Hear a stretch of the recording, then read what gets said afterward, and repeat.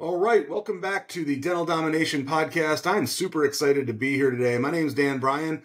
I'm here with a very special guest today who will be a recurring feature, I hope, going forward if I don't piss him off. This is Brian Craig. He is the co-founder over at Dentalscapes as well. He manages our client services team and is a master at all things on the client services side of the operations. And I will just be quite blunt and say that he is the most of the brains behind the operation in any case. But Brian, I'm so excited to have you here today. And today we're going to be digging into something that I think is very timely for a lot of folks as they're considering plans for the year ahead. But we're going to be digging into online advertising options. And today we're going to really be focusing on orthodontic practices. And so it's a very specialized area. It's obviously a specialized type of practice. And there's a lot of different considerations that go into deciding what online ad products to use and actually how to use them. And so I'm really excited to dig into it today. But where do you want to start? I mean, let's actually start at the beginning. So let's say I am an orthodontist. I own my own practice and I've never done online advertising before. And let's just say for sake of this topic, let's say my practice is relatively young, not yet super established in the local market. What are your initial thoughts when it comes to putting together an online ad program for that type of practitioner? Yeah, that's a great question. So the first thing I would say is that there are three different types or three different ad products, I'll say, that we see most practices use. Two of them are from Google. One of them is from Facebook. You have your traditional Facebook ads, as you're scrolling through, seeing what what your child or your friend or whatever did for the day. You may see like a local business pop up there, Yeah, and those promoting actually something. can Or run on Instagram as well. that's correct. Yeah, yeah, Facebook and Instagram. So that's the first type of ad that we see a lot. The second, Google has two different ad products. One is pretty simple. The other can get very in the weeds and is very highly competitive. So the first, a practice starting out, I would recommend what Google calls their local service ads product. Yeah, those are known as LSAs. Correct. Yep. Yep. And those LSAs are easy to set up. They show at the top of the search results. You get a little green check mark that says Google guaranteed. So they build trust really quick with potential patients. And just real quick for the interest of our audience, how do you actually get Google guaranteed? I mean, what does that process look like? Yeah, so it's fairly straightforward, although it can take a week or so to complete. What you'll do is you'll apply via Google's LSA portal, and they'll ask you for a couple of different pieces of information. You'll have things like you'll fill out the practice's info, you'll fill out info for each provider with their MPI identifier, with their dental license info. And you'll also have to provide things like general liability insurance for the practice and then professional liability for each provider. But it's a pretty straightforward process. Yeah, and that's something that our agency and others out there typically handle for clients when they get onboarded.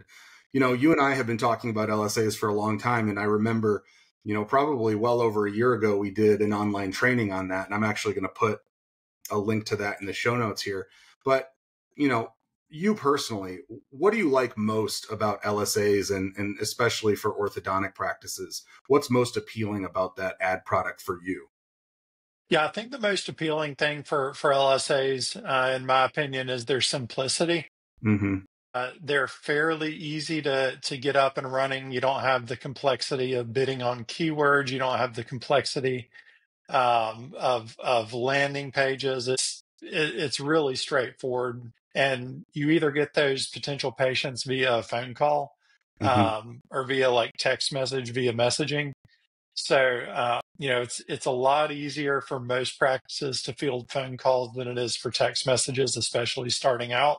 Yeah. So there's a lot of attractiveness in that piece and in the consistency of what it costs. Because if you've ever run Google Ads, especially if it's not something you're doing day to day, you can see your costs all over the place, and you won't know why if you're not in it day to day. Absolutely. And we're going to talk about the complexity of Google's traditional pay-per-click ads versus LSAs here in a second. But, another thing that I love about LSAs is that it is a cost per lead product.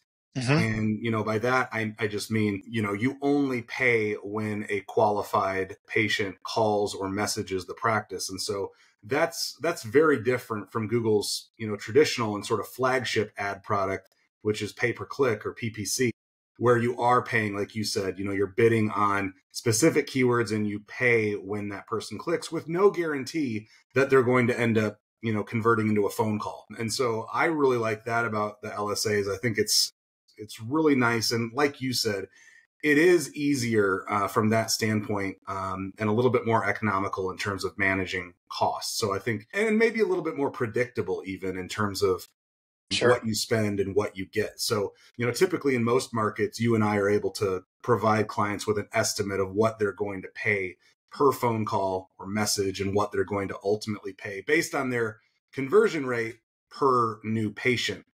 And obviously, one thing I wanted to touch on really quick too with you, because like I said earlier, you are managing client services for the agency. And so you're really hands on with ortho practices front desk teams and of the equation when it comes to how well are your online ads going to really work.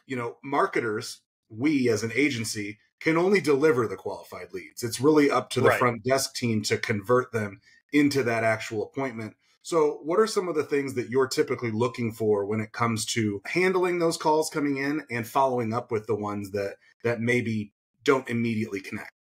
Yeah, for sure.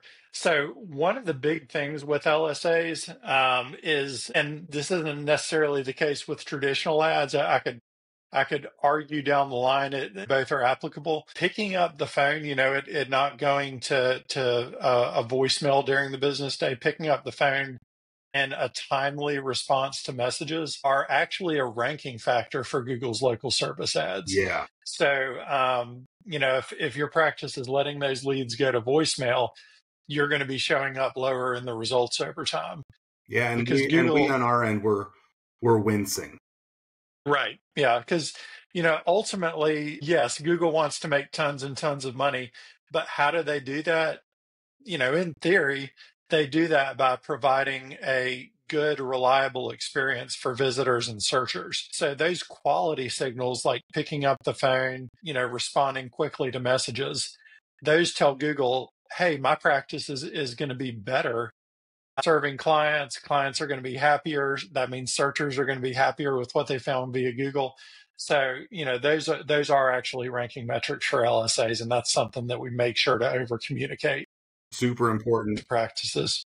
And one thing, you and I always emphasize with clients is the importance also, speaking of ranking factors and making sure that your LSA ad appears as often as possible is reviews. And Google reviews Yes. specifically, those are really, really tightly integrated with that ad product.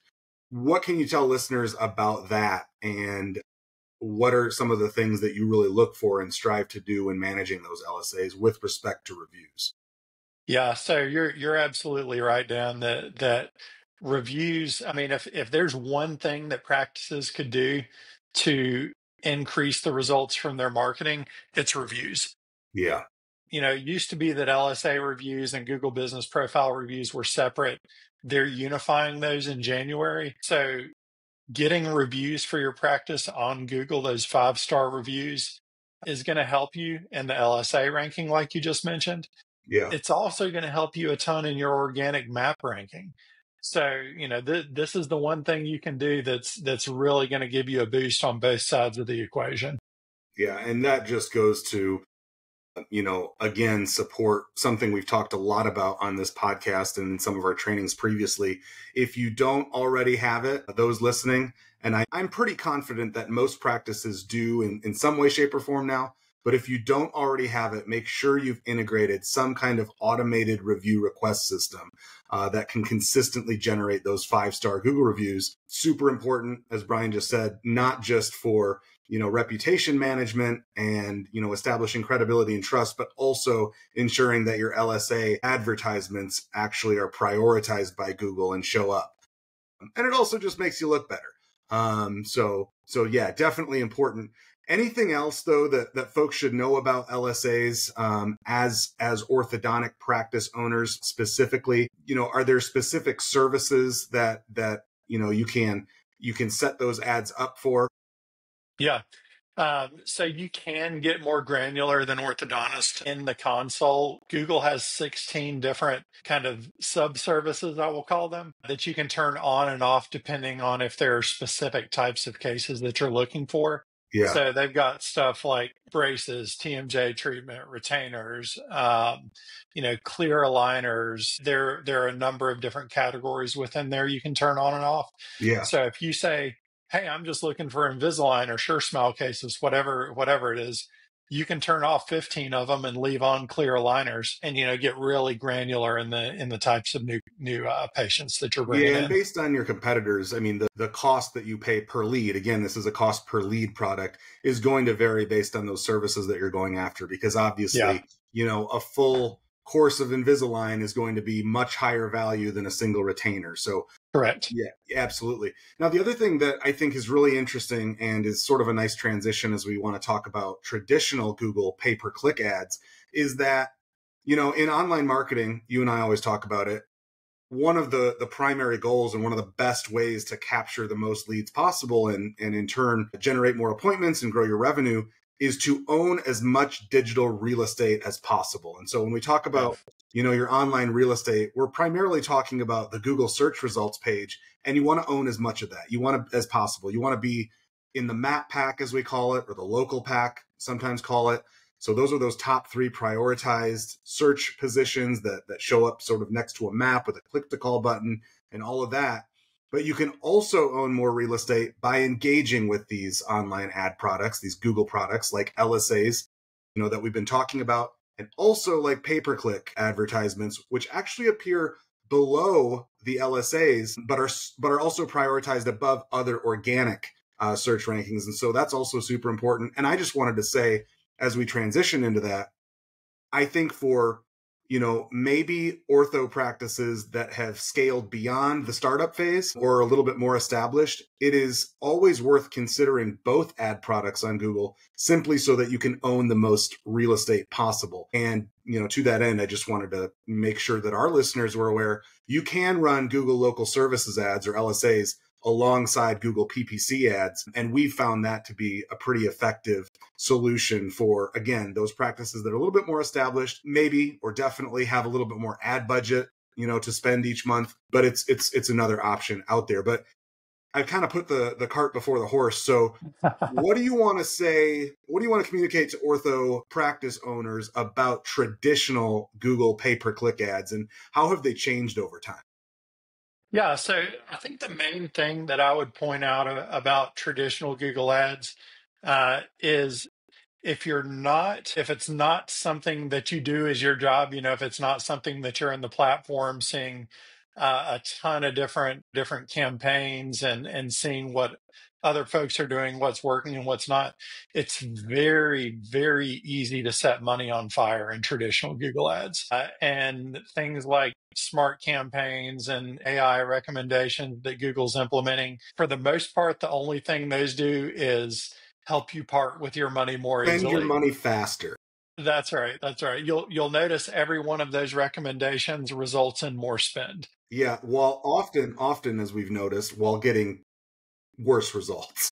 Correct. Yeah. And it makes sense to a point, because if you are just blindly auto applying what Google recommends and you're doing what everyone else is doing, it's just going to bid it up higher and higher. So if you're running traditional Google ads, it's going to work better if you are working with an agency or someone who has experience doing them. Generally, what I tell folks about traditional Google ads is it's a more advanced strategy, because with LSAs, everybody's ad looks the same. You can put pictures up, you can check little boxes for the things that set you apart, but there's not much variability in them. Whereas when you're looking at traditional Google ads, You're designing all the headlines, you're designing all the content. You're determining, does it go to a phone call? Does it go to a landing page? Does it go to a service page on my main website? And then you're on your own to figure out how to attribute new patients to come in from it. So, there are a lot of different levers to pull on a well-run PPC campaign. Yeah, and it is, like you said, a much steeper learning curve. And so typically caution ortho practices against having someone in-house or on the team run those ads simply because, one, it will take a lot of time to get up to speed initially. And also, this is an ad product that is constantly changing. I was going to say, you reminded me when you were talking about it, this is going to date me, but probably 15 years ago or so, I was at another agency and overseeing Google PPC campaigns. And the platform at that point was a shadow of what it is now. But Yeah. even back then, it was a beast. And I remember, getting immersed in that environment and getting up to speed on how to manage those campaigns appropriately without, like you said, relying on Google's auto optimizations, which sound really nice, but in practice are expensive Yeah. and maybe not as effective. It's a lot of work. But as far as the mechanics of how the ads work, can you just walk through pretty straightforward? How does the Google Ads product differ from LSAs, and what does it look like in practice? Yeah, so there are actually a lot of or some similarities from the bidding side of things, but essentially based on a number of targeting factors like searcher history and the profile that Google has built up on the searcher, their physical location, the actual search term. There can be time of day, location modifiers. There can be device modifiers. So if, within a campaign, you can bid more if somebody is searching on their phone versus on their computer. Yeah. So like I said, there are a lot of levers to pull on these campaigns, but at their core, they're an auction against the other competition in your market as to who's going to show at the very top and who's going to show at the bottom of the page and who's not going to show at all. So, yeah, I mean, like you had mentioned earlier, functionally, like when someone does a search that Google interprets as having local intent, like you're searching for a local business in Google's eyes, you are going to have those LSAs at the very top. They're going to be very simple. They're going to show a picture, they're going to show the practice name. I believe they show the address and rating. I've seen different modules that do and some that don't. Um, and you can click to call or you can click to message, and that's about all they have. Yeah. Traditional Google Ads, on the other hand, have a lot more options. So it's custom verbiage that a lot of times Google will dynamically generate from a bunch of options you give them. But yeah, you had mentioned you want to show up in every spot. So LSAs, traditional Google Ads, Map Pack, and then traditional organic. And if you do have the budget to do that, it just builds confidence with the searcher. You look legit if you're showing up in all four places. Yeah, really, really run the floor. Now you mentioned the cost per click. The amount that you Yes, bid is going to be heavily dependent on the market area you're in and the local competition. And we've correct. seen even over the last couple of years, ad costs on Google really skyrocket in particular markets. And obviously it's going to be more expensive in, say, Dallas versus Pineville, North Carolina. But, that's just an example. What are we talking about going back to LSAs and looking now at Google Ads, PPC? What are we talking at just as a general ballpark for various markets in ortho when it comes to these online ad products? Yeah. On average in ortho, we're seeing between $80 and $100 cost per lead. That is whenever somebody contacts your practice through Google LSAs and Google thinks they are a potential new patient and they now use AI to determine that. It's not perfect, but it's a lot better than it was 6 months ago. So they're making progress there. That's when you're charged for these LSAs. Now, when you're calculating cost per patient, what I tell folks a lot of times is your marketing company or consultant or you, if you're doing your own marketing, you can control the side where the patient contacts you. Like we can say that's $80 to $100, or we'll say $100 for easy numbers here. But the other side of that is how well is your practice converting those leads? How well is your front desk handling them? Because you have 10 people call in for an Invisalign consult and you only convert 5 of them, like you get 5 starts out of that, then your cost per new patient is doubled from what your cost per lead is because you're converting 50%. That's a big lever there, is how well is your front desk converting these folks for all of these ad products. Yeah, and that's going to depend on your call handling, like you said, and also, the offer that you make specifically. We work with Yes. ortho practices that, just as a standard, and a lot of ortho practices out there are doing this, and I would say it is best practice.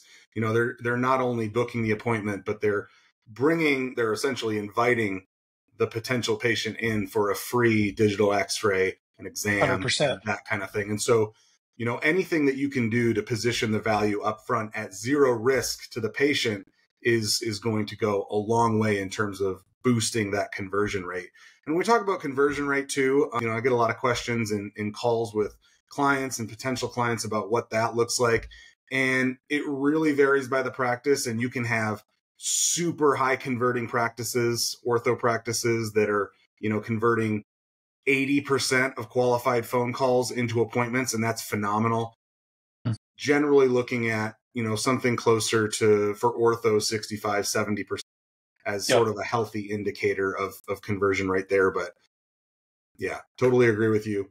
Marketing is the top of the funnel, and then it's really up to that front desk team to close the deal. So definitely. One thing we haven't talked about yet, though, is sort of the other elephant in the room, which is social media ads. And you Yes. mentioned up front, you were talking about Facebook and Instagram. What's different about those ads when it comes to your objective, and how do they fit into the overall marketing puzzle? Yeah. Facebook and Instagram ads, they differ from Google PP, or from traditional ads, PPC, and Google LSAs, in that those Google ad products are displaying your ad to people who are actively searching for your services. So somebody's searching for Invisalign dentist near me, or they're searching for braces near me, or whatever that service that they're looking for is. And both of Google ad products are surfaced during those type of high intent searches. Whereas your Facebook and your Instagram ads, now there are exceptions, I'll say to this, like retargeting. If they visited your website, you're targeting them everywhere. That's not what I'm talking about here. Yeah, when we talk But about retargeting, by the way, folks listening, when we talk about retargeting, we're talking about the creepy ones that follow you everywhere. yes, exactly. Creepy, but super effective, as I like to say. Yeah, they are super effective, and I know I've experienced this personally a lot. Is I'll be up late one night looking for something, and then I'll be like, okay, I'm going to shut my laptop and I'm going to go to bed. And for the next 4 days, every website I visit says, "Hey, didn't you want this?" And eventually, I'll be like, "I did want that." I'm going to click on it and take the next step here. So they do work, but enough of chasing that I squirrel. So don't. sidetracked you. That was my fault. No, you're good. It's good info. Um, Facebook and Instagram ads are going to be inserted into people's feeds and the demographic that you're targeting, whether or not they're searching for your services. So it's more of a branding and awareness play on social media. Where we have seen great success with these types of social media campaigns are with newer practices or newer to the market practices that may be fast growing but don't have the brand recognition of, say, a practice who's been in the market for 20, 30, 40 years, whatever that time frame may be. So you can blanket a large population repeatedly with Facebook and Instagram ads for a relatively low price. Yeah, I was going to say really quite cost effective. The other thing that's really Yeah. cool, I think, about Facebook and Instagram ads for ortho practices specifically, and of course it applies to, general dentists and pediatric dentists as well, but the targeting options are quite Yes. sophisticated. And so for Yep. an ortho practice looking for, teens, for instance, you can actually target, parents with teenage aged kids, which is, of course, sort of a gold mine for ortho practices. So the targeting options are really sophisticated. Yeah, targeting is very impressive on Facebook. from the flip side, that means you know how much data they're collecting about you every time you go on there. But yeah, you like you said, Dan, you can target parents of infants, parents of toddlers, parents of elementary age kids, middle schoolers, teens. There are a ton of targeting options like that. And then you can even target by interest. So, let's say we're going to get as granular as you're wanting to target a certain school or something. You can say interest is in this page Yeah. and XYZ. So you can get really granular with the folks you're trying to reach with Meta, with Facebook and Instagram ads. Absolutely. And, it's interesting too. Facebook ads give you a lot of flexibility in terms of, how you measure performance, how you actually set up the ads. You can pay. There are certain products, like we were talking about LSAs earlier. There are certain cost per lead products on Facebook. There are products where you'll pay per click as you would on Google. You can even, for like the kind of awareness building campaign you were talking about earlier, that's something where you would pay per impression, and you can actually, pay. That's just a fancy marketing term for paying per 1,000 views, essentially. But a ton of options, and definitely a good fit for the right ortho practice, as you said. And definitely, like we were talking about, owning the real estate doesn't have to mean just on Google. Owning both places is a great option for more established, practices with a little bit more budget. Mm-hmm. But in any case, I'm going to close out here. This has been a great conversation. Is there anything that you would want to leave ortho owners with at this point, like as far as online advertising goes? If you had one takeaway, what is it that you would want to leave folks with? Yeah, I would say, let your decisions be data driven. How we usually recommend practices approach this is, don't say, okay, I'm going to spend $500 on Facebook and $500 on Google and $500 on LSAs. You say my entire advertising budget is X, and then decide where it makes sense to allocate it. If you spread it out like that at low dollar amounts, you're not going to get great results. So, put the dollars in the product that makes the most sense for where your practice is today, and then track what comes out of it. Because the number one thing that I see causing issues with potential new clients that we talk to here at Dentalscapes is that they may have appropriate spend, it may be in appropriate products, but the targeting and the tracking is not there where they can actually say, hey, for $10,000, I got one new patient or I got 50 new patients. They just don't know. And those metrics are really important to making the right decisions with your marketing, and growing versus setting money on fire. Yeah, and speaking of data-driven marketing and avoiding setting money on fire, we actually have an entire blog post that really goes into granular detail on sort of the cost per click, cost per lead, cost per acquisition that you might expect for your ortho online advertising. And so I'm going to put that link in the show notes, and folks can check that out there. If you are interested in learning a little bit more, or maybe are considering online advertising, Brian and I would love to talk with you. Just go to dentalscapes.com/start. And we can set up a free strategy call. Would love to connect. But in any case, I just want to thank you, Brian, for taking the time today, and thank everyone who is listening out there. Hope that this was valuable for you. And if you did find it valuable, please take just 5 seconds and leave us a quick rating and review on Apple Podcasts or Spotify or wherever you get your podcast. It is the best way and easiest way for us to reach other orthodontists and other dentists out there that we can hopefully help. So in any case, thanks so much for listening, everyone. We will be back at it. Typically release these episodes about every other week. We'll be back at it here. So stay tuned to the Dental Domination Podcast and subscribe if you are interested. We would really appreciate it and love to stay connected. So thanks all, and thanks, Brian. Thanks for having me, Dan. All right, man. We'll see you.